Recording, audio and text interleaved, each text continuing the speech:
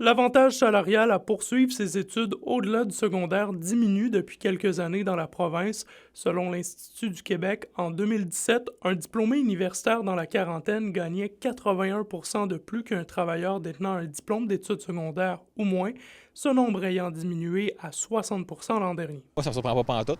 Puis je trouve que ça fait du sens parce que il n'y a pas de raison d'avoir une bonne éducation pour avoir un bon salaire. Moi, je travaillais à la fonderie, puis j'avais des très beaux salaires, honnêtement, à 18 ans, en sortant de l'école du cégep. Ça dépend, là. Genre des usines, sûrement que ça paye plus, puis ça prend pas nécessairement besoin d'aller au cégep. Le phénomène n'étonne pas l'organisme Vision Travail. En Abitibi-Témiscamingue, on a déjà vu ou observé ce genre de phénomène-là par peut-être les industries importantes quand même, minières ou le bois, l'industrie du bois, ou qui ont offert pendant longtemps, puis même encore actuellement, des salaires intéressants, n'ayant pas besoin nécessairement pour pouvoir effectuer ce travail-là des qualifications ou des grandes formations comme telles. Il y a même des entreprises au cours des années qui avaient même demandaient aux gens, il faut avoir au minimum un 5e secondaire, le diplôme d'études secondaires. Et bien sûr, avec le phénomène de la pénurie de main-d'œuvre et d'autres aspects aussi,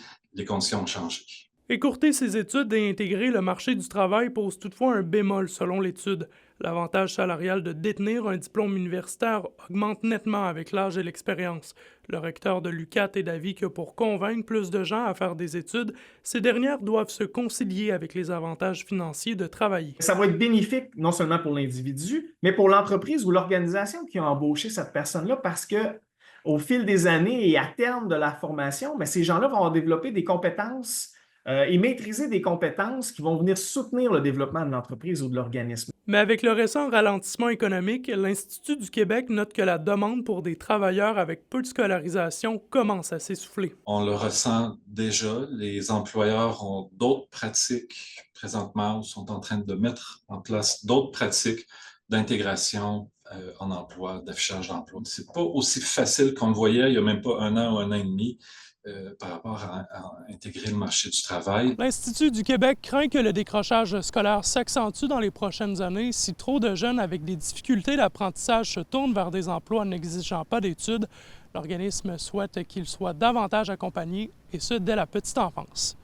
André Audet, RNC Nouvelles, Rouyn-Noranda.